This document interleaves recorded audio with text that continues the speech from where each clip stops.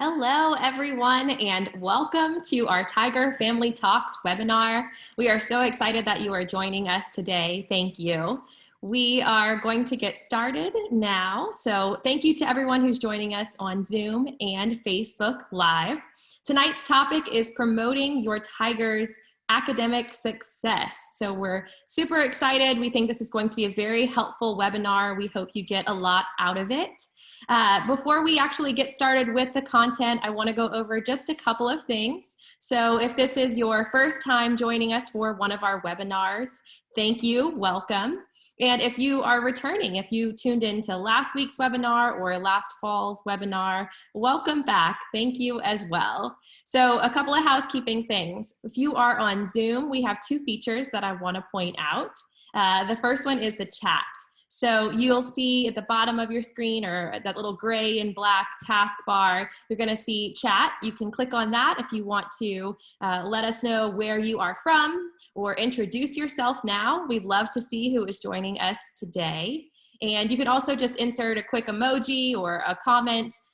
Just let us know how you're feeling. If you're on Facebook, then you can make a comment now. Let us know where you're coming from. We'd love to hear it. Make sure you select all panelists and attendees when you respond. So let's see, Amy is joining us from Mandeville. I am from Covington, Louisiana, actually, Amy. So super excited to have someone else from the North Shore. Sophie from Baton Rouge, welcome, Sophie. Make sure, like I said, everyone put all panelists and attendees for the chat section. For the Q&A, so you can submit a question to our office or to any of our speakers tonight, our panelists, and we'll answer those at the end of our presentation. So questions should be related to tonight's topic about academic success. If you have other unrelated questions, we're happy to help. You can just email our office at lsufamily@lsu.edu, and we'll definitely assist you. So I'm excited, more people. We've got a couple from Houston. Welcome, Sean. Welcome, Carla. Couple from Atlanta as well. Perfect. So I didn't even introduce myself. My name is Lindsay McCrory, and I have the pleasure of serving as the manager of Parent and Family Programs. Our office puts on these webinars. We also host additional events and information that we share with you. Some of you may have received our newsletter today, and that's why you saw this. We are here to support our Tiger families and help you with resources to help your students. So we're excited. Like I said, I hope you get a lot out of today. See, everybody's introduced themselves, and now I'm going to go ahead and launch a poll. We want to just get a little bit better idea of how we're going to craft the information for today's webinar. So if you are on Zoom, you can see these poll questions now live on your screen. There are 3 questions. And if you're joining us on Facebook, I'm going to read the questions for you, and then you can just put those in the comments section. So our first question, what classification is your Tiger? So you can either put it in the poll or put it on Facebook in the comments. Our second question is, did you attend or watch our fall webinar about supporting your Tiger's academic success? Yes or no? And then the last question, question number 3, on a scale of 1 to 5, with 1 being the lowest academic performance and 5 being the best, how well did your Tiger perform academically last semester? Just give us your rating 1 through 5. See all of those answers rolling in. So it looks like we have primarily freshmen joining us today, about 85% freshmen. But we do have a couple of sophomores, a couple of juniors, so thank you. It's always a good time to get information about how you can support your Tiger's academic success. It is never too late, and we're glad that everyone is joining us. Looks like about half of you attended the last session, so welcome back. And then the other half are new. So that's perfect. We're gonna do just a small recap of what we shared last time and go over some of those helpful resources again. And then we have lots of great new content that we'll share as well, really focusing on how your Tiger can make the most of this semester and really create structure in their academic schedule. The last one, it looks like we have 27% said 2, so no one put 1, so that's good. No one's the lowest academic performance.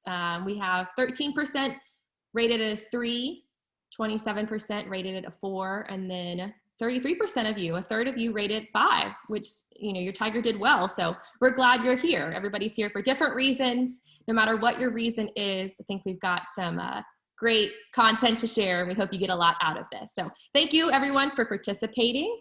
I'm gonna go ahead and end the poll.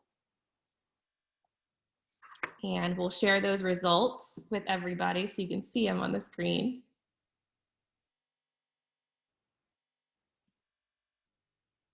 So everybody can see what's going on right now.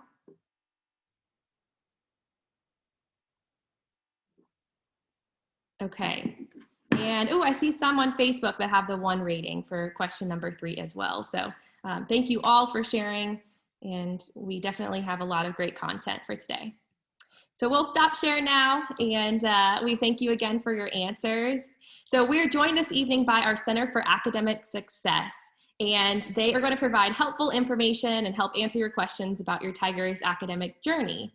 Then after we hear with the presentation from Center for Academic Success, we will feature some current students and parents of current students to share their perspective and to help answer your questions and any advice that they may have. So if at any point, once again, if you have any questions, go ahead and put that in the Q&A. We will answer those at the end, or if you're on Facebook Live, you can put those in the comments section. I'm going to stop my share, and I'm going to turn it over now to the LSU Center for Academic Success. We are joined by Anna Hammond, who is the Program Coordinator of Academic Engagement and Achievement. It's all yours, Anna.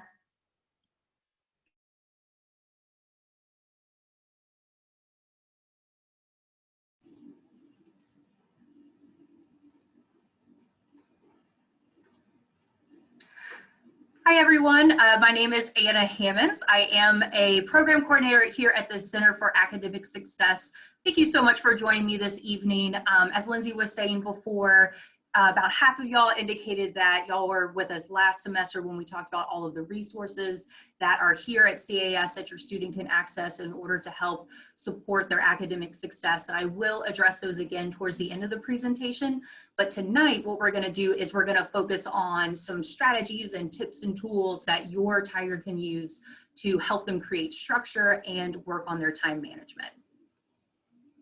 And so one thing I do like to always kind of share and point out is my email address. If you have any questions after the presentation is done, or you just want a point of contact within the Center for Academic Success, please feel free to get my email address down. It's ahammonds1@lsu.edu. Or if you would just like the general CAS email address, it is cas@lsu.edu as well. And so before we really kind of dive into some of the content today about creating structure and time management, what I want to do is share some of the stories that we heard from students last semester. And please feel free in the comments on Facebook or in the chat here on Zoom that I can see if any of these stories that I share with you sound like your tiger, or if you're a student and you're watching and they sound like you, let me know. Just say, yep, heard the same thing, or my student was feeling the same way, because some of the stories I'm going to share really represent, a lot of the themes that we were hearing in our conversations with students during academic coaching. And so one of the things we heard that I'm showing you here is the idea of, a lot of students had a hard time with how much flexibility that was there in their schedule, the lack of structure that was there. One student that we met with, one of my coworkers in a coaching appointment, said everything feels really hard because every day feels like the weekend. All of her classes were online. She only had 1 or 2 that were synchronous, the rest were asynchronous. And she was having a really hard time adapting to that schedule and figuring out how to instill structure in her day to make sure everything, is done in a good schedule. Some other stories we heard from students would be they had a hard time keeping up with all of the details. We would meet with a student and she said, it just felt like, I have to check this website to get, my deadlines. I have to get this website to get my homework problems, and I have to go to that website to get, to post all my Moodle discussion questions. And just keeping on top of all of those details was a challenge that a lot of our students faced as well. Someone asked me to define what asynchronous means in the chat, and just to let y'all know, Asynchronous classes are those online classes where instructors will post material for the week, say, and students can kind of do things, you know, when they like throughout the week. So there's no live lecture video or anything like that. It's mostly recordings and readings and things like that. So versus synchronous online classes where there's a live Zoom lecture at specific times throughout the week. And in addition to that, we also heard from a lot of students that they would get really overwhelmed because, you know, a lot of things would start piling up. So again, especially kind of with some of those asynchronous classes, students would say, oh, you know, I'll do that when I, you know, when I can. And what ends up happening is, you know, some of the times they're falling behind, you know, needing to catch up on a lot of lectures and a lot of work. So a lot of students felt overwhelmed and stressed last semester just trying to keep up with all of their work in their classes. And so I see some of y'all saying that you indicated that those are some things that you heard as well. And there was actually a national survey, and one of the top things that students said they struggled with was actually staying motivated. And I know in a lot of our coaching sessions, we heard that from a lot of students as well. So if you heard any of those things from your student, that they were having a hard time with motivation, they were having a hard time instilling structure into their day or keeping up with all the details and keeping up with all the assignments, what I'm going to do tonight is share some of those tools and strategies that we offer to students to help them create a successful system to deal with those challenges. And so I'd like to kind of start off with addressing the idea of a system. And I read a book a couple weeks ago called Atomic Habits by a man named James Clear. And one of the things he said that really stuck out to me was the idea that you do not rise to the level of your goals, you fall to the level of your systems. And that's what we're talking about here tonight. A lot of our students, you know, they'll think, oh, I have a hard time adjusting. And what is really the important point here is that if you're having trouble changing your habits, or your students having a hard time changing their habits, the problem isn't them. The problem is the systems they have in place to support that change and to support those goals. So again, what we're providing here tonight are tips and tools and strategies that students can use to develop and cultivate a successful system. And so we're going to start off by talking about how to get organized.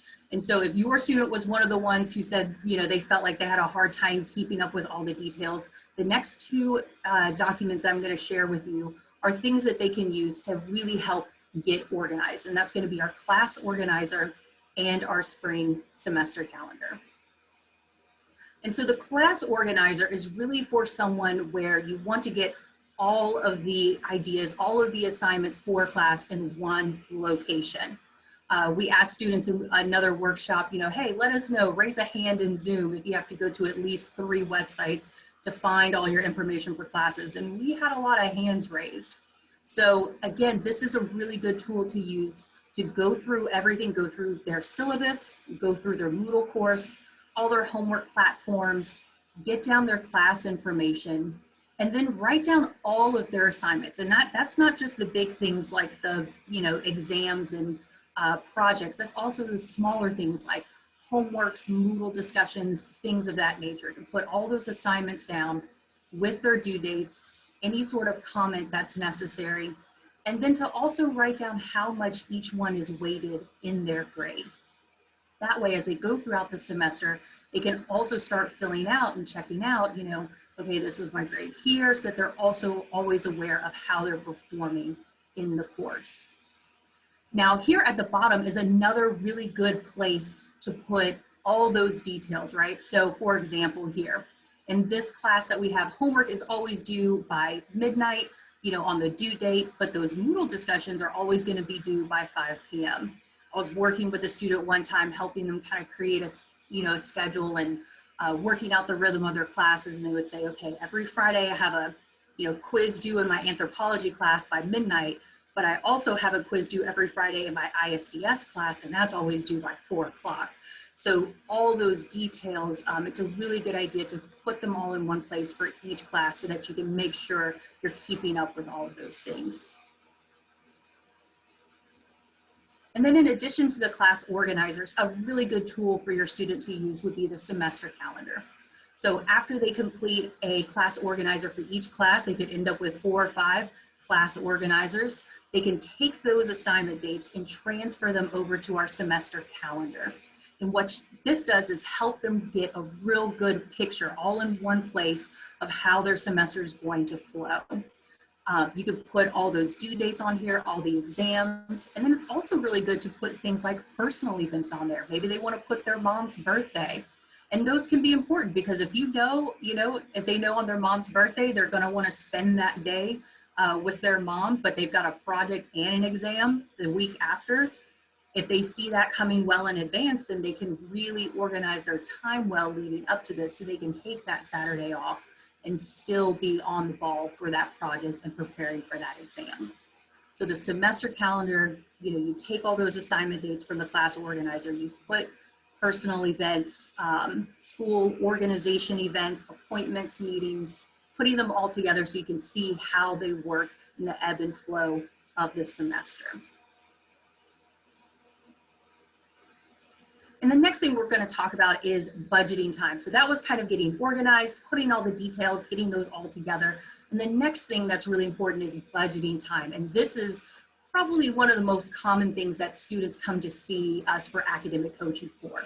And that is to help work out a schedule. And oftentimes when we create a weekly schedule with students, we do it around the idea of our study cycle. Now, our study cycle, we're not going to really get into depth tonight, but in the chat on Zoom, I know we're going to drop a link that gives access to a video that's about 2.5 minutes long. That's a really nice overview of the study cycle and what it is.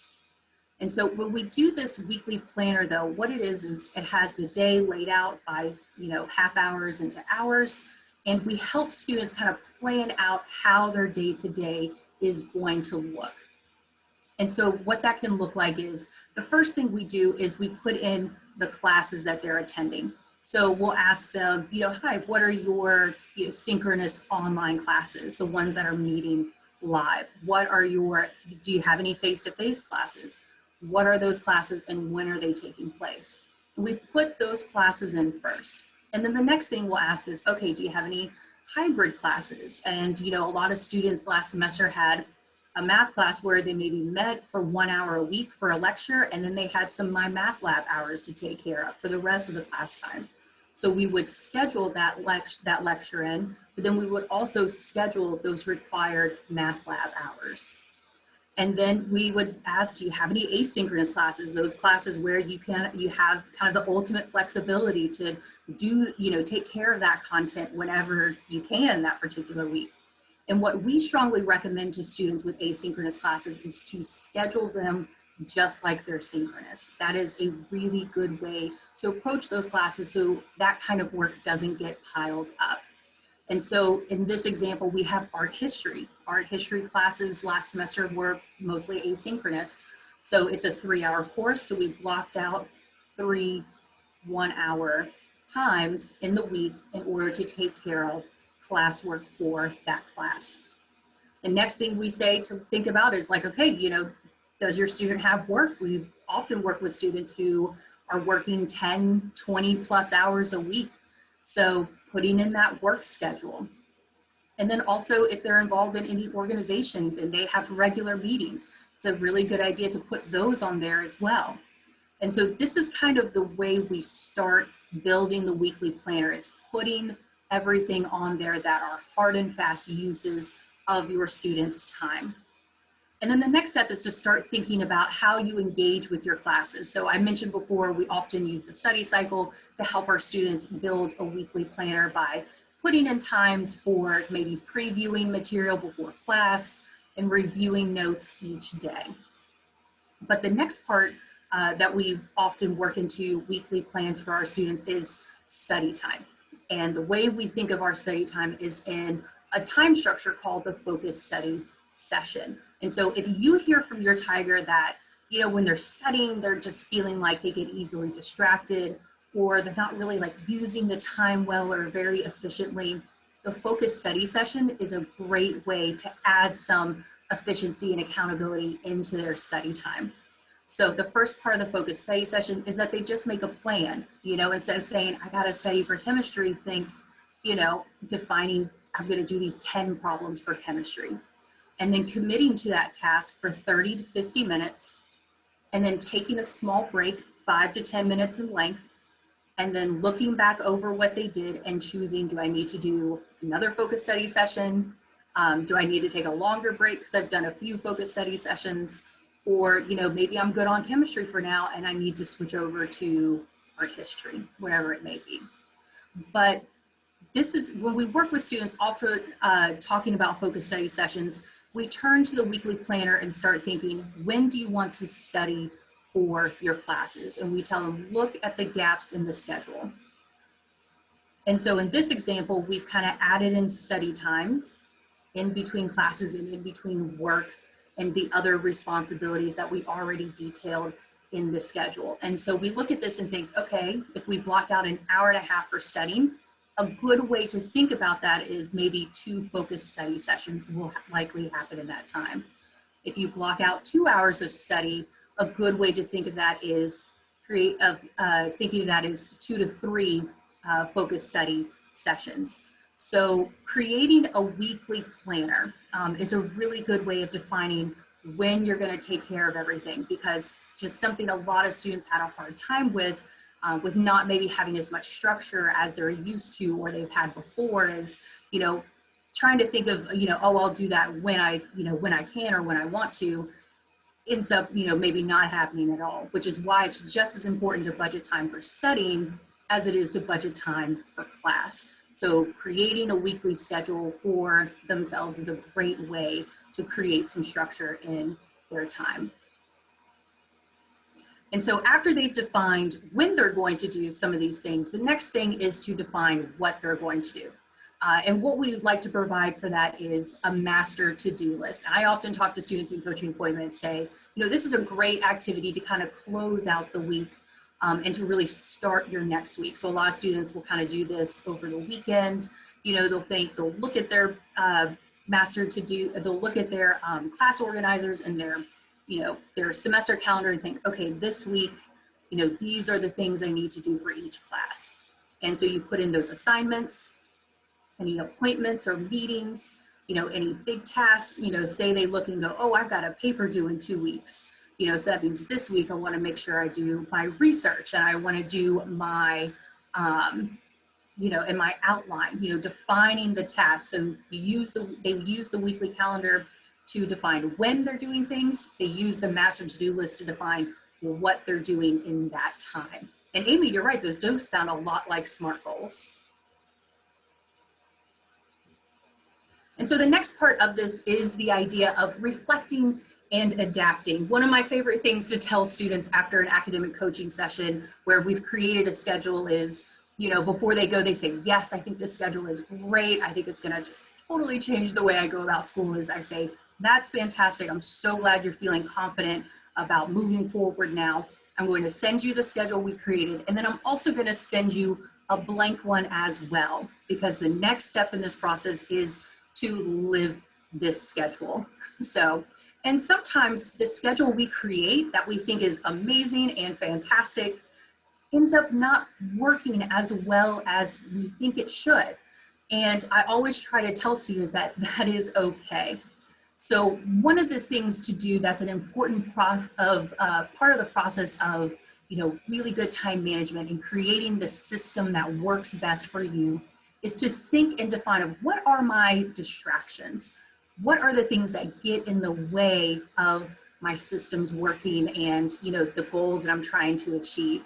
And one of the primary examples that a lot of students come up with is they say, oh, it's my phone. I can even, we'll set aside study time. They're like, it's great that I say I'm going to study for an hour, but it's so hard for me to focus. And I'll ask them, okay, well, why? Well, what do you find yourself reaching for? What do you find yourself distracted by? And they'll say, if a notification goes off, I'm going to have to look. It's like I can't help myself. And so we talk about those things, about identifying the distractors that you have, and then thinking of, specific plans to kind of put some distance. A good idea, if, they say they're distracted by their phone, is say, maybe it should be plugged in and charging across the room. So that way they actually have to get up and go get it, turning off notifications, that can be really helpful. You know, if they're in class, you know, committing to maybe only having one tab open at a time, you know, if they're in class, you know, on Zoom, you know, committing to just that one tab instead of having multiple tabs open of other things that aren't class related. Often students say they get distracted by the amount of things that they're feeling like they have to do. Something like, okay, let's try to commit to using that master to-do list and defining what days you're going to be performing each task so you don't feel so overwhelmed or distracted by all the things you have to do. So identifying what distracts them and then putting a plan in place to help them avoid those distractions can help support successful systems as well. And then habit tracking. So habit tracking is a really good tool to use. There's actually one at the bottom of our weekly planner. This is what it is right here. You may have noticed it on the examples that I was sharing with you earlier. But the habit tracker is a great way to start really thinking about, you know, which parts of the schedule or any other habit you want to kind of take a look at. Am I following through on things? So for example, if you have a student, they're like, yes, I want to create a weekly schedule. I think this is going to be really helpful for me. And then they think, okay, let me track the things that I put on the schedule. You know, let me think, am I doing the first study block that I have scheduled for each day? Am I doing the second study block? Am I doing my preview and review? Am I attending my art history class, my asynchronous art history class when I said I would? And the way they can use this particular habit tracker is by blocking out the days they did not have that particular habit scheduled. So for example, we only had work scheduled on the weekends. So none of these habits are happening on Sunday or Saturday. Also, just to kind of further that example, art history, we scheduled that on Monday, Wednesday, and Friday. So we've also blocked out Tuesday and Thursday just to indicate that we are not expecting that habit to happen on that day. And then as they move throughout the week, checking off which habits they actually accomplish on each day, and then using that as a point of reflection to think, you know, what seems to be working and what doesn't work. So for example, it looks like this student would be doing really well with their first study block. Like, this is okay. Maybe I'm still just adjusting to a routine. I tell my students all the time, don't expect necessarily to get this schedule, you know, great every single day right off the bat. It's an adjustment of a routine. So, you know, they're thinking, I'm doing really good with this one. I think I'm still just adjusting, and maybe that's why I missed it on Tuesday. But let's take a look at this art history class. You know, they had scheduled for themselves, I'm going to take care of this class Monday, Wednesday, and Friday. And it looks like that week, Friday was the only day that they attended or did classwork for that asynchronous class. So the reflection there would be a little bit different. Maybe they need to reschedule when they're doing that art history time. Maybe, you know, it needs to move to a different point in the week, maybe something more on Tuesday, Thursday, something like that. Or they can even look at Friday and say, man, I said I was going to do all these things on Friday and I only did 2 of them. Maybe I need to restructure my Fridays because Fridays are hard. So, you know, encouraging them to kind of try to instill structure, but also being mindful of the idea of, you know, adapting things to, you know, the system that would work best for them is a way that they can build a sustainable system. And so when it comes to adjusting their routine, you know, making changes based on the habit tracker, really looking at the things that they have a hard time kind of, you know, following through on, and then readjusting based on that. And then also setting specific times for to-do list tasks, because the tasks that they're going to be performing each week, it's very likely to change. So making sure when they're looking at their routines that they are setting specific times for those tasks, because the tasks they're performing on a Tuesday one week will probably be very different than the tasks that they're performing on Tuesday of the following week. And then finally, allowing them to be flexible when needed. Also, a lot of students, when we set schedules, can get so kind of, you know, bound by them. When, you know, they get really worried, like, what if something comes up and it messes up my schedule? How do I adapt to that? You know, and sometimes things are going to come up. They can't say, oh, you know, they get a stomach bug and it's like, oh, can you wait till Thursday because I've got a test on Wednesday? No, you know, things come up. So students should really know that, when things come up, what's really great about having a schedule in place is now they know kind of what to move, and kind of they can see the gaps in their schedule to see maybe when they can accommodate, those planned activities at a later time when things do come up.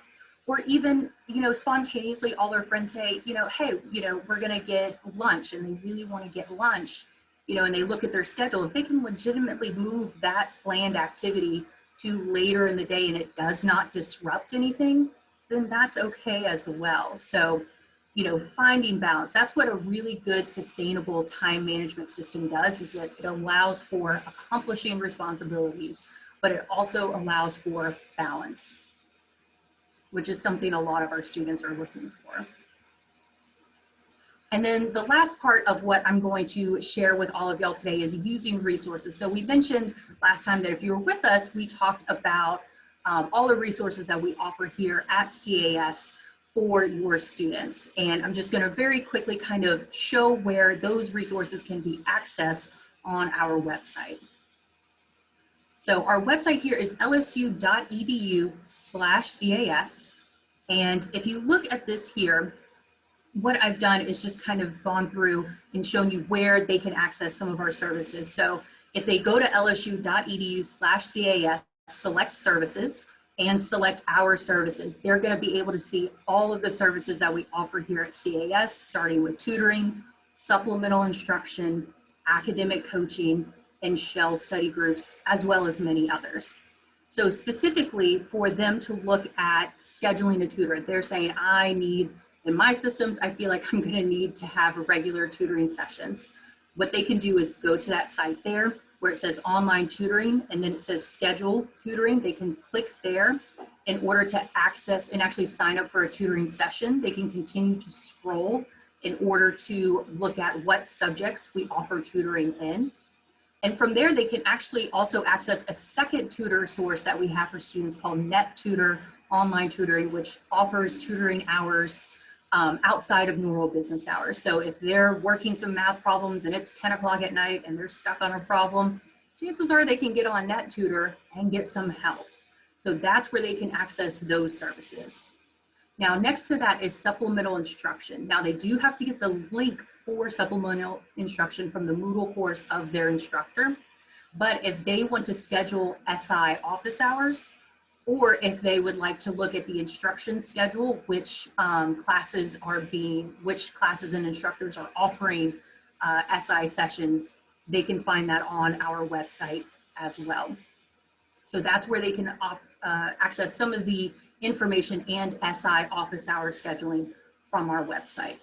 From there, they could also look at shell study groups. Now, these are actually meeting in person, and they're meeting on the first floor of the library. So they can go there in order to see the schedule of which courses and what days and when they're meeting in the Shell Tutorial Center on the first floor of the LSU library. From there, you can also look at the description of academic coaching. Academic coaching is actually scheduled on Navigate. It's not really scheduled through Zoom or anything else. We do meet on Zoom, but that is scheduled through Navigate. And they can also access information about some of our presentations and information like that. Now, if they go to the resources tab and select learning tips and tools, that's where they can access a lot of the resources and handouts like we had here tonight. So what I talked about today, all of those can be found under our managing time area. We also have take charge of learning if they want to access some of our documents in support for study strategies and learning strategies. We also have some test taking tips under acing test, and then some stress reduction tips under reduce stress. And so again, learning tips and tools under the resources tab. If your student just wants to kind of look through a lot of our information and resources on their own, that's a really good place for them to do that.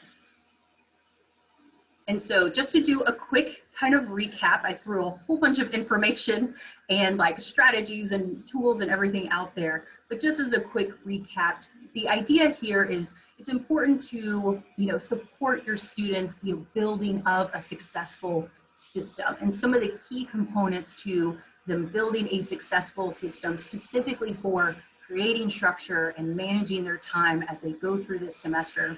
First step is them getting organized. What do they need to do to get organized? Could be using our class organizer and semester calendar. What do they need to do in order to help them budget their time? Using something like the weekly planner, budgeting time for those asynchronous classes, budgeting time for studying, all of those things, reflecting and adapting, thinking about the things that work for them, and then changing what doesn't, moving things around, making a system that really works for them, and then using those resources when they need them. You know, schedule an SI. I say if you want to go to SI for your chemistry class, we're putting it on the weekly schedule, right? We're treating it just like a class. So using those resources, scheduling them when you need them, all of those things help support a successful system for structure and time management. And so here we are. I'm just posting our website here again, lsu.edu/CAS. It has all of our service descriptions, as you saw, where you can schedule a lot of our resources and tips and information there as well.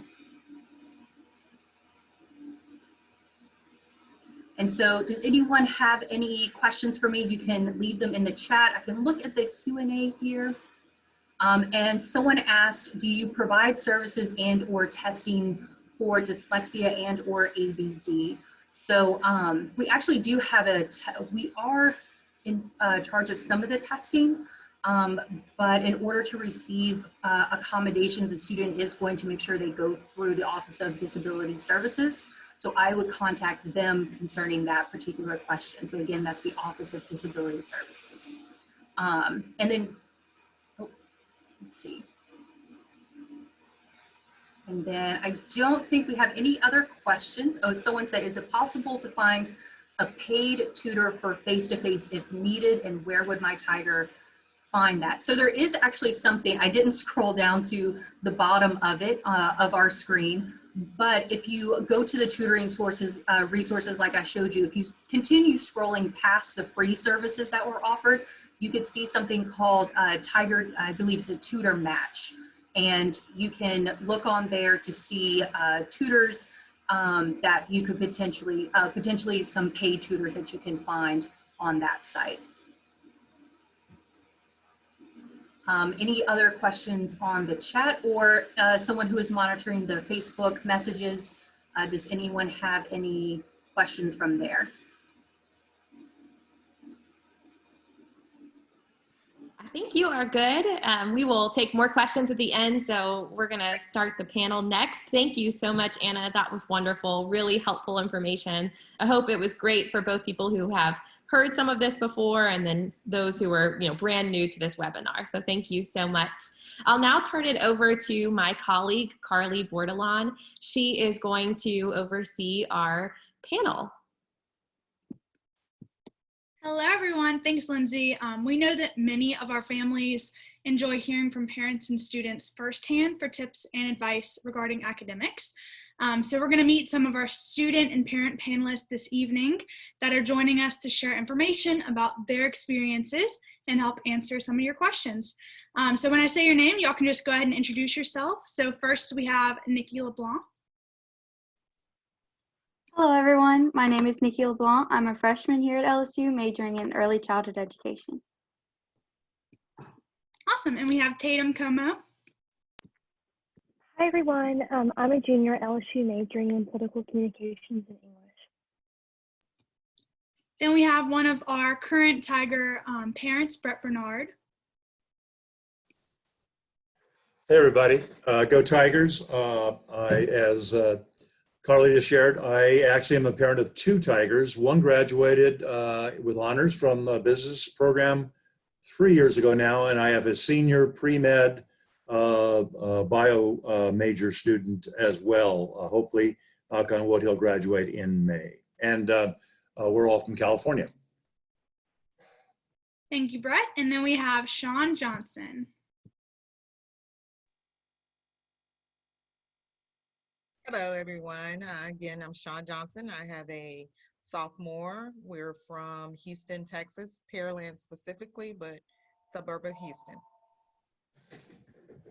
Thank you. Thank you all for joining us tonight. We're going to go ahead and get started right off the bat. So Nikki, if you can start us out with our first question.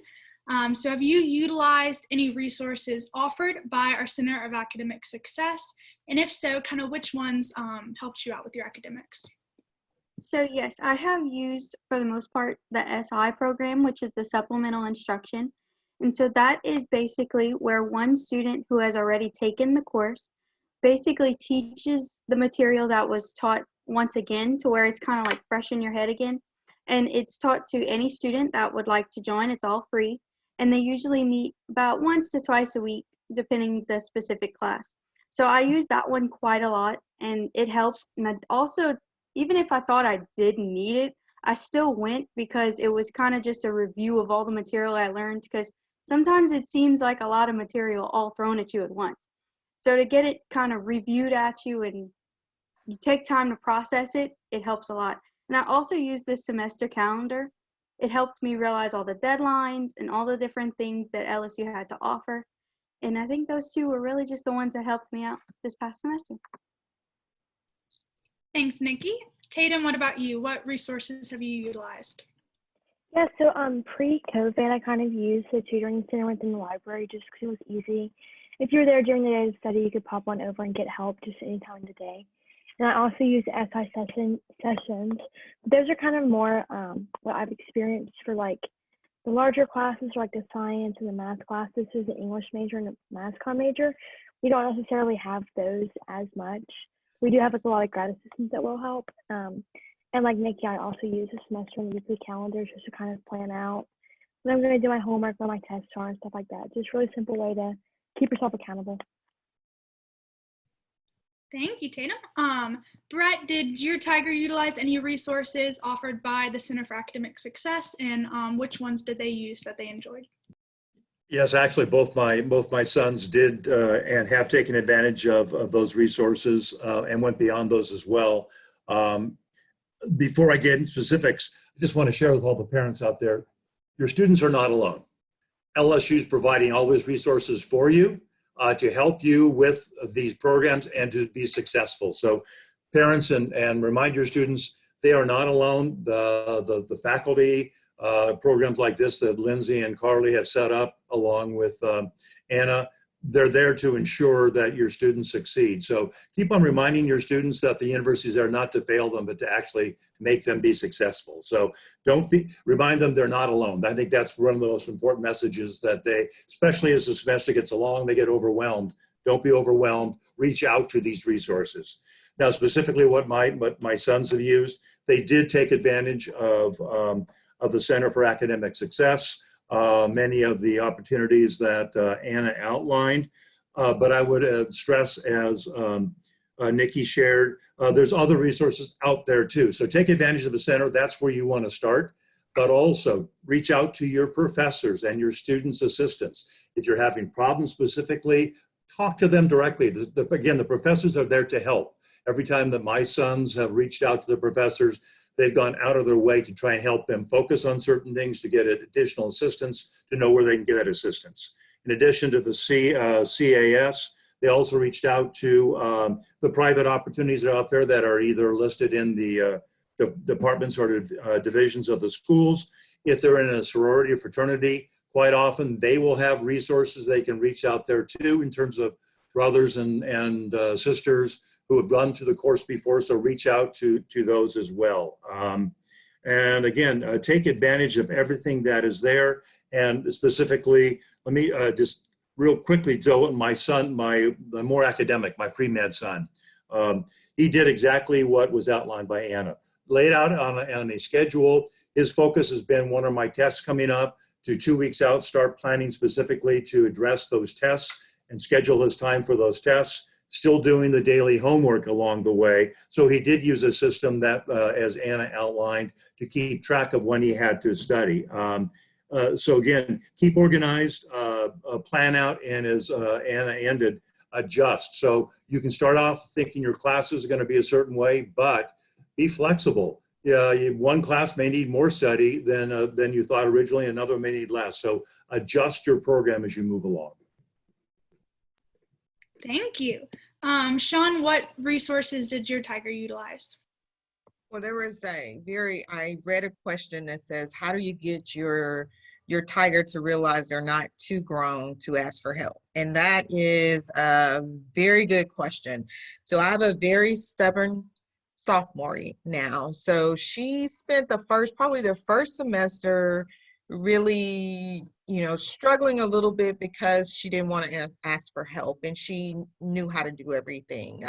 She did go to a college prep school, so there were some things that were easy for her, but she kind of had to fall a little bit and fall on her face a little bit to know that there is help out there and I can ask for help.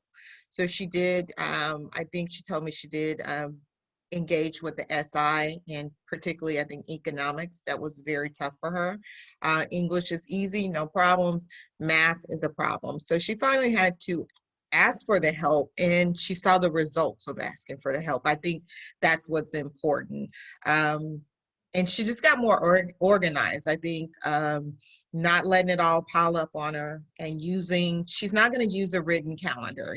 I'm the person that says, maybe because I'm too old now and I can't remember all the things, I'm like, just write it down. If you write it down, you'll see it. But we have a generation of kids that don't write, everything is on their phones. So I had to just kind of back off a little bit and let her tell me what works best for her, but still give her the suggestions. So instead of writing with pen and paper, she does everything on, on what do you call it, an Apple app, on her phone or on her Apple MacBook. And since she has the same phone systems all the way around, she's able to put things on a reminder app. And that's how she's getting through, I think, all the work that's being kind of put at them now with COVID and with asynchronous learning versus in-class learning. I know there's a lot more, and she still calls sometime going, I have so much work to do. And I'm just like, well, put it on your reminder app, number what you need to do. And so I think that's definitely helped. But being too grown and know when to ask for help, you just got to keep telling them. I mean, we're very grown as parents, and we still ask for help. So it's been a challenge, but they eventually get there. That's awesome. Thank you for sharing that. And you actually transitioned perfectly into our next question. So we'll kick the ball back to Brett for this one. How did your Tiger stay organized and create structure to succeed academically? Well, as I mentioned before, I don't know if he had a formal structure like Anna had shared, but in essence, it's what he did. He did look at what his class schedule was, when he needed to be in class or remote learning, lay it out, and then look at his test schedule and lay out a calendar of when he needed to focus on certain classes at certain times. In addition to that, he also had to, as the semester progresses, he also obviously had to focus in and schedule times for weeks in advance of the final. So need to factor that into, as well as your immediate tests or homework or assignments, writing assignments or whatever they may be, to focus and factor those in as well. And I would mention what I didn't share before. In addition to especially my younger son taking advantage more so of all the resources, he actually was, this last year, he's been a student assistant for organic chemistry. So when I spoke to him about that, he shares how little that the students that are in the class reach out to him as a fellow student, as one who's gone through the course, and ask for help and assistance. So again, remind your students there's resources there, take advantage of those. But I'll go back to what I said before. He has a calendar, he keeps it, he adjusts it as he goes along, depending on how he's doing with the tests, what he needs to do less or so, but he keeps a calendar and stays pretty focused along the way. Great. Nikki, how about you? How do you stay organized and create structure to make sure you're succeeding in your academics? So I actually do the first thing. I think Miss Anna already addressed it, but for the asynchronous classes, I know last semester I had probably 4 of the 5 were asynchronous. So I designate a specific time each day and pretend that I have to be sitting at the computer and watch the lecture. that's how I don't let the class slip away and just kind of go on the back burner, because I don't have to be sitting in front of the computer listening to a lecture or on Zoom or anything like that. So that's what I do first, is I organize a specific time for those asynchronous classes. Second, I do use a written planner. And what I typically do that I kind of recommend to some of my friends, because they kind of let it all start snowballing and then it just keeps adding up and adding up, is I'll start at the due date or the test date, and I'll back up one day and pretend that's the test date, to where in case I ever have to move anything back for something that unexpectedly pops up or anything like that, I can back up from then and say, okay, well, I have to read this chapter by this day and read this chapter by this day. And it kind of makes a set plan so it doesn't seem so overwhelming, or I don't try to cram right before the test. And the last thing I do, or advice of staying organized that I have, is to make a document with all the recommendations and requirements for that class.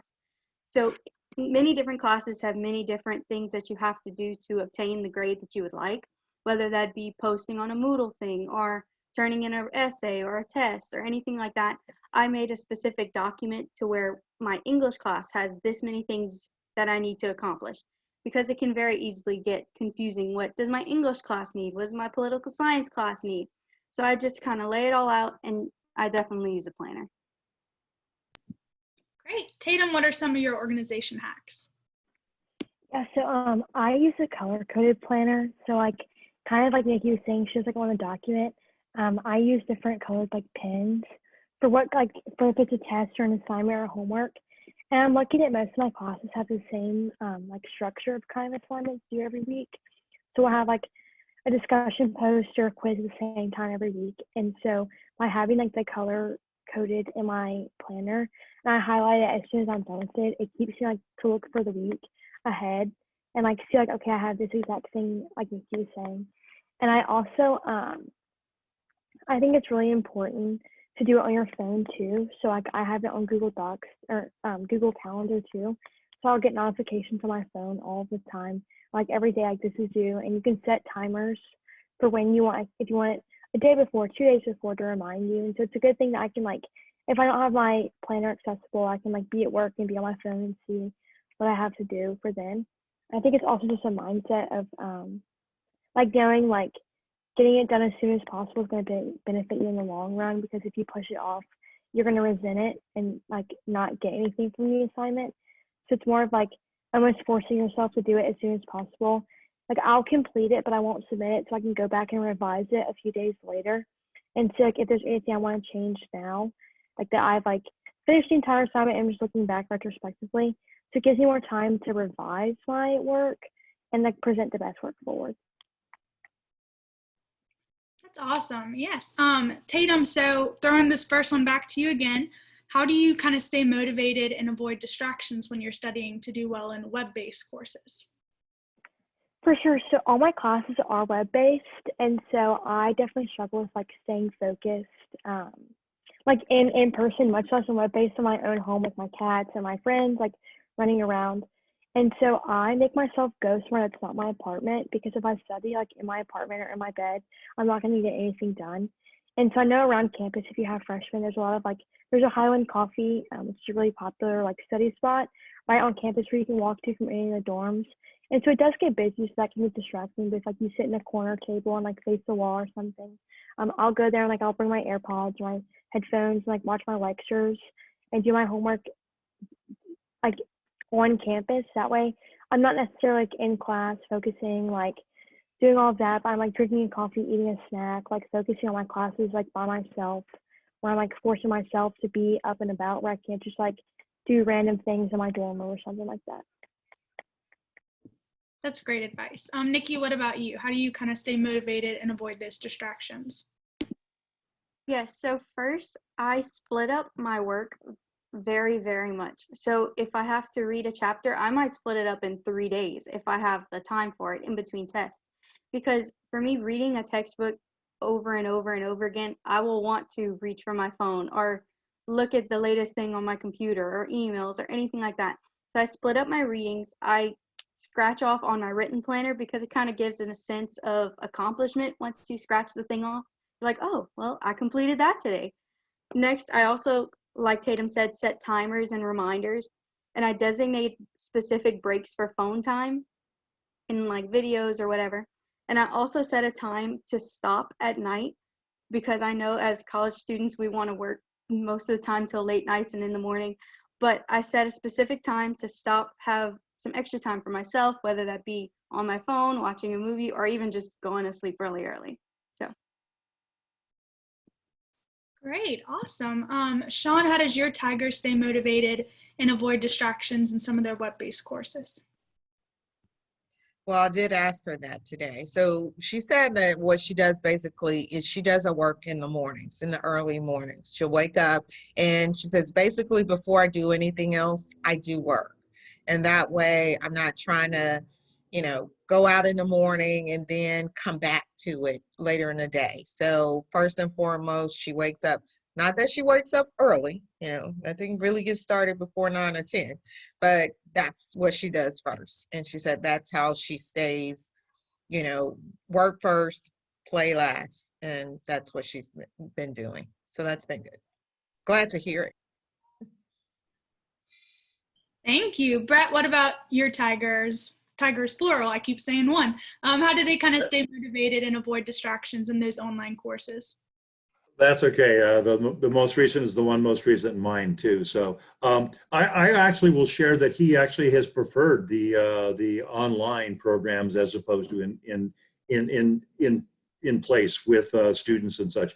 Only because he's not taking the time to drive to and from campus, since he's a senior, lives off campus, finding a parking spot, walking to and from classes, having lunch, whatever. So he actually has been able to do that. But it certainly, as I think, running consistent between all the input you've received, it takes dedication, it takes discipline.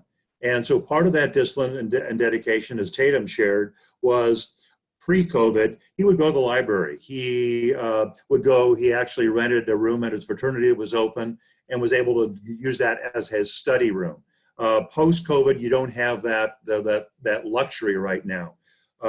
So what he has done, and I think it's something that Nikki and Tatum alluded to, change up your location. Don't be in a comfortable location where it's easy to, don't be in the room studying where your TV is, where your roommates are, your housemates are. Sit at the kitchen table. Don't be in your bedroom necessarily, unless you have no TV there. That's where you always study and you have a desk. Then use that, of course. But set up so that you have a certain spot that is just for studying and for doing your homework and for getting ready for tests and such. Take away those distractions, as Anna shared, of don't have your phone right there so you have that, you're always needing to look at it. Tell your girlfriend, your other friends, this is my study times. Please don't bother me during those study times. This is my focus time. So it's sort of separating yourself, helping set up a system of discipline and dedication for yourself. So I think it goes back to scheduling good time and bad time to be other than study habits. So that's what he's done. Thank you. Those are some great tips. So going back to you again, Brett, how do you as a parent help encourage your Tiger to succeed academically throughout the school year? That's I think one of the tougher questions, but actually one of the really good questions too, because one day Tatum and Nikki will appreciate this, but it's really hard being a parent to know when to step in and when to step out. And I think as the years progress, freshman year to sophomore year to junior and senior, Lindsay's heard me say this before, but first year for both of my sons, I would call them every weekend. How you doing? How's the studying going? Give encouragement. And also ask questions about when was that test again? Let them know that I'm keeping track of when their due dates are. And with the years progressing, I still want to stay in touch, especially being in California, so I'm not seeing them. I want to be in touch, but you have to have discipline as a parent, not to over-parent, to be a helicopter parent. So I think that's the first thing. And I think I thought of that and wrote this down as we were talking. I think you just change the letters around. Instead of being a parent, I want to be a partner. I want to be part of their academic success, to applaud them when I need to as their parent, but also to nurture them when necessary. And in talking, I also, like Sean, spoke to my son earlier today just to make sure I was reflecting accurately. He said he always appreciated that his mom and I asked how he was doing. We encouraged him to be successful, providing resources and observations when we could, but also letting him succeed and fail when he had to. And okay, you didn't do so well there, but what did you learn from that? So I think it's being a partner and less of a parent, but I think it also depends on your relationship with your student. That worked for me. It may not work for some of the parents that are on this webinar. So again, I'll go back to what I said for them about being adjustable. Be flexible as a parent too.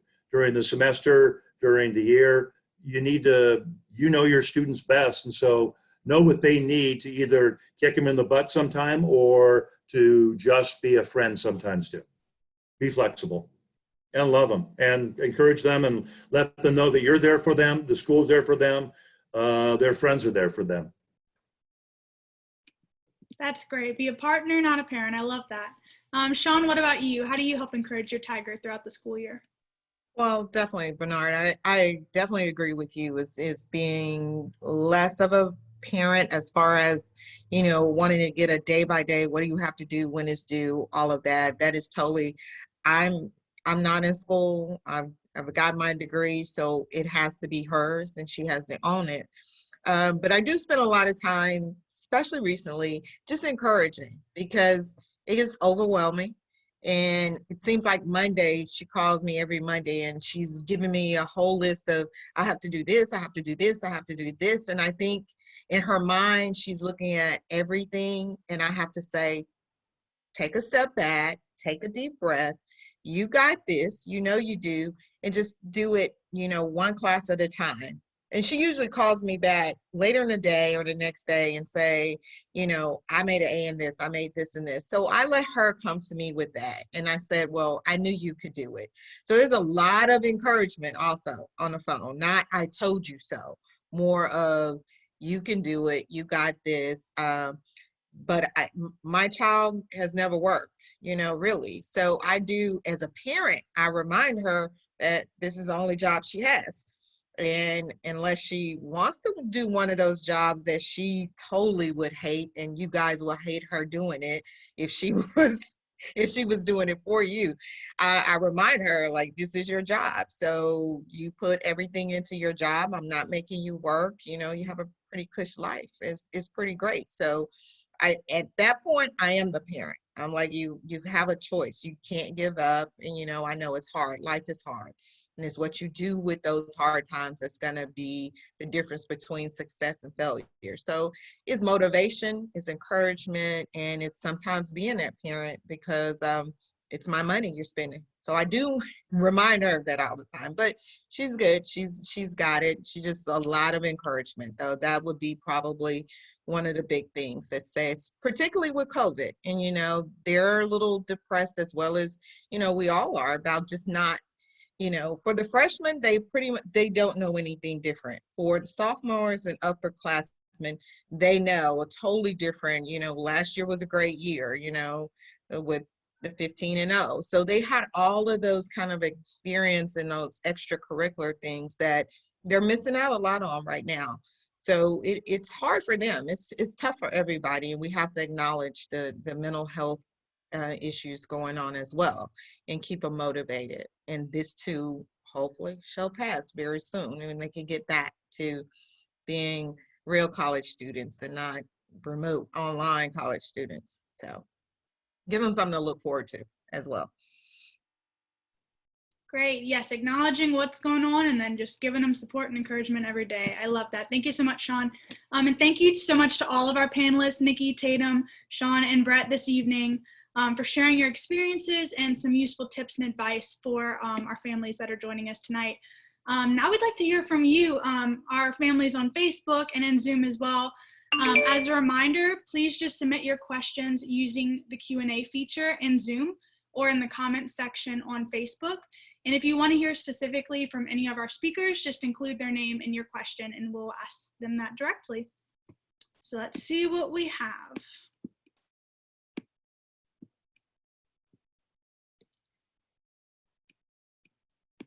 I know we answered some of them as we were going earlier, but we'll wait for some to come through. I know Facebook is a little bit more delayed, so.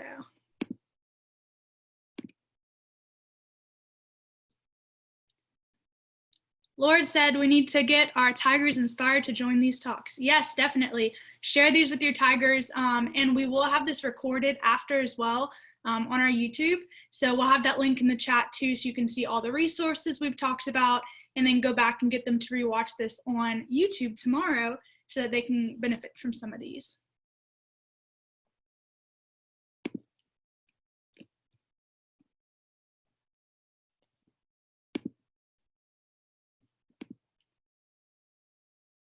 Amy said that her Tiger has gone for some of the SI sessions and that they were very helpful. That is awesome to hear.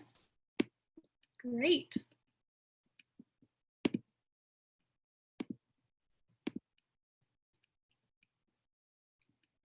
If y'all have any questions, just drop them in the chat or in the Facebook comments and we can answer those live for you. For any of our panelists or for Miss Anna Hammonds from Center for Academic Success. Okay, well, while we're waiting for everybody, if they have any questions, all of our panelists and Anna, do y'all have any last minute advice for our families joining us tonight? Well, I'm not bashful. I'll add something that touch upon and add to what Sean so expertly alluded to. Just remind your students that you're there to support them, that it's, quote, their job to do well in school, that the parents will take care as much as they can around that, but also share with them, balance yourself too. Yes, you're there to study and do well. Your future kind of depends on it, but without putting that pressure on them, remind them, and as I still tell my younger son who's studies, go out, go for a run, go for a walk, walk your dog, just make sure you have some you time so that you actually recharge and refresh yourself. And I know it's tough with the rec center being shut down, then opened again, but go out there for a run or just do something, whatever you can to energize yourself and to break away from the academics so that when you come back, the academics are refreshed. So I think balance is something else that parents can partner with their kids on in terms of, yes, you're there to study, but have some fun too. I know it's tougher right now, but have some fun while you're there. That's one of the purposes of college too, is to establish relationships and friends and enjoy your time there, not just be a studyaholic. Thank you. And Lindsay actually dropped in the chat, the CAS signature series is also going on for your Tigers if they want some more resources and help. So Anna, do you kind of want to talk about those? Absolutely. So we do have we actually have 2 more workshops this semester. We have one the February 23rd and 24th. That one is called Super Strategies. And in that workshop, we get specifically into study strategies, because when we meet with students in coaching, we can schedule out study time and they're like, that's great. But what do I do in that study time? Like, how, what are effective strategies for me to use in my classes? And so if your students interested in learning more about learning strategies and how to study, signing up for that Super Strategies workshop, they can do that through Navigate. That would be really beneficial. We also have another workshop in April about how to prepare for final exams. And that one really covers a couple of different things. One, how to really map out your approach to your final exams and how to structure your approach to those final exams. But in addition to that, we also cover some stress reduction techniques and strategies as well, because that's such a stressful time for our students. So we do have 2 more workshops in our series this semester. And I'd also like to point out, if you feel like your student would really benefit from a one-on-one conversation with someone about, any of these topics, study strategies, time management, motivation, anything like that, academic coaching, we would absolutely love to do that. I saw in one of the Facebook comments, a parent wrote, my freshman was saying all those things that you were talking about at the beginning, had a hard time with details and managing their time. They met with an academic coach and now they're doing really well. And we love hearing that, and we would love to help your student in that way. So if you think they would benefit from that type of conversation, we would love to do that with academic coaching, and they can sign up for that through Navigate as well. Great, thank you. And one of our one of the attendees also asked, can you talk more about Net Tutoring and if it offers help in different subjects? So Net Tutor is a little bit different from our other tutoring service. Our CAS tutoring through Zoom, that's going to be other LSU students, and it's typically through normal business hours. Net Tutor is a service that every student on campus has access to for free. They get 900 free minutes a semester, and if they somehow go over that, just let us know and we'll figure out a way to get you some more free minutes. But what Net Tutor does is they can hop on, and there are a lot of different subjects available, many subjects available for tutoring. In fact, they have more advanced subjects available on Net Tutor than we do with CAS tutoring. So especially if your Tiger is an upperclassman, Net Tutor is really great for that. They also have the other, but they have a bit more of the advanced than the CAS tutoring. It's also really good because as a private company and having professional paid tutors, their hours are completely different. And in some high volume, high need courses like a lot of chemistry classes, a lot of math classes and things like that, they have tutors available 24/7. And so that's kind of what I was mentioning before. If your student is doing homework and it's 9, 10, 11 o'clock and they're stuck on something, they might be able to hop onto Net Tutor and have access to a live tutor. And even if they don't have a live tutor there, they can actually leave a question and someone will respond in a bit of time. So Net Tutor is just, it's another really good tutoring option that we offer at CAS. And then someone just asked, how do you connect to Net Tutor? What you do is, so go to the services tab on our website, like I showed you where our tutoring is. And our tutoring is listed first, but if you just continue scrolling down that screen, there's a Net Tutor option. You select that, and there'll be a place to log in from there. They log in with their LSU credentials. So that's how they would access Net Tutor. Great, thank you. Nikki, Tatum, Sean, do y'all have any other tips or advice for our families joining us today? One more, I don't know if it's been said, but one more thing that Cameron did say, especially with COVID and everything being more remote, she said to make sure they check emails like daily because things change, things are always fluid, and if you don't check your emails, you miss important information about extra credit or extra work from the professors. So she said Moodle daily, of course, but emails are very important. There's a reason why you have that LSU email. Don't forget to check it and check it often. So I think I see Nikki shaking her head for sure. Tatum, very important, right? Wonderful, love it. Definitely always check the emails. There's stuff daily. Tatum and Nikki, do y'all have any other advice or tips for everybody? Sure, I'll go. I guess just be gentle with yourself and your Tiger, just because, like Mr. Bernard was saying, COVID is a crazy time. College is already hard enough, and then we're in a worldwide pandemic that really just doesn't make sense for a lot of people. And so I think it's knowing your limits and your mental health and saying, like, yes, this class is important, but like my mental health and like my future is going to be beyond, like for me, statistics or something like that. Like this class, it seems, or this problem that seems so overwhelming in the moment, really in 5 years isn't going to matter at all.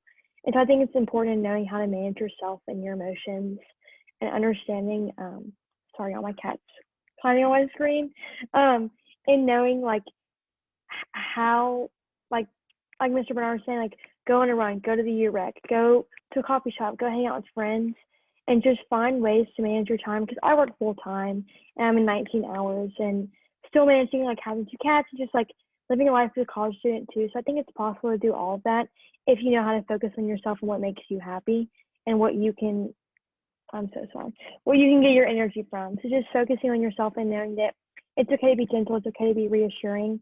And my parents are amazing at that, so I'm thankful for that. So I think it's just knowing how to love your Tiger and meet them where they are. Yes, that's awesome. And we actually have a webinar too that we did last semester on supporting your Tiger's mental wellness as well. So we'll drop a link to that as well if you want to share that with them and some of the resources that we have for just kind of maintaining that mental health as well. Nikki, do you have any last minute advice or resources for anybody? Yes, I just wanted to also add on to what Ms. Johnson was saying. In addition to checking your emails every day, I would recommend checking Moodle every day too, all of your classes, because sometimes professors will post an assignment and its due date, and you might not realize how close it is because an email might not get sent, whether that's a technological error or just a human error of forgetting. That's okay too, just to remember to check Moodle every day as well. And also keep your workspace clean and clear of all extra items or random things, whereas to where you won't be focusing on what else is on your desk rather than the textbook or the lecture that you're supposed to be focusing on. But that would be my extra advice. Awesome. Thank you all so much. And hopefully all of y'all that are tuning in with us have gained some really awesome resources and knowledge from our panelists. Thank you for all of y'all joining us today. And I'm going to turn it back over to Lindsay for some last minute resources as well. Thank you so much, Carly. Really, everyone has been wonderful and shared wonderful information. So I'm just going to wrap it up briefly and share just a couple more details with everyone. Our webinars for this semester are listed here. So we have a few more coming up that we'd love you to join us for. I saw in the Q&A some questions about our Olin Career Center, and we'll be partnering with them next Tuesday, February 9th at 6 p.m. for a feature about falling in love with your major. So whether your Tiger has already figured out what they want to major in, is looking for information about how to really pursue that major and what career options they have, or if your Tiger is thinking about changing a major, maybe they're undecided. Either way, we're going to have some great content shared by our Olin Career Center next Tuesday. We also will be doing one on February 23rd about our family weekend, which is scheduled to be held March 5th through the 7th. And then we'll do March 16th, right before scheduling begins for next fall, for the fall 2021 semester. We're going to go over some details with the University College Center for Freshman Year about how to navigate the scheduling process, understanding CATs, 8 semester plans, all of that. So check out our website. We hope you will join us for all of those wonderful topics and really get a lot out of them this semester. We also have on our website there that you see some additional resources. So we've linked everything that Anna talked about, things that we put in the chat. I know we were throwing a lot of links at you, and so we put it all in one easy area under our website and additional resources. So check that out to refer back to get a little recap of what we discussed today. We'll also be posting the recording of tonight's webinar there as well. I want to encourage all of you to consider joining the LSU Family Association. We are so thankful that Sean and Brett were able to be panelists tonight. They are both members of our Family Association and the Family Council. And the Family Association is just a great way to get involved and take advantage of some exciting benefits. All of those are listed on our website, lsu.edu/join. Before we leave today, I'd love if you could take an opportunity to share your feedback, just a really quick 2 to 3 minute survey about tonight's webinar. The QR code is on the screen there, and Carly's also putting that in the chat right now and the comments on Facebook in just a moment. So if you use this QR code and you have your phone handy, you can hold up your camera to that screen and a little box will pop down, a link to go straight to the form for the survey. So I'll leave this up for just a moment, make sure everybody gets access to that one.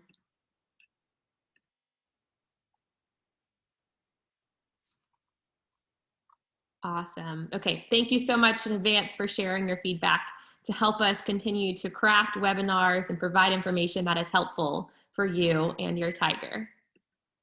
So once again, our office is here to support you and your Tiger. We want you to have access to resources and know that you have a network within our office, and we're here to really help you and make sure that your Tiger is successful during their time here at LSU. If you have any questions for our office, please don't hesitate to email us. If you have questions that are specific for some of our panelists or presenters from tonight, we're happy to connect you with them. Just email us, let us know. And you can also connect with us on Facebook and Instagram. Our links are listed right at the bottom of the screen. So if you have any final questions, go ahead and put those in the chat or the Q&A or comments. If not, we thank you again for joining us. And as always, go Tigers.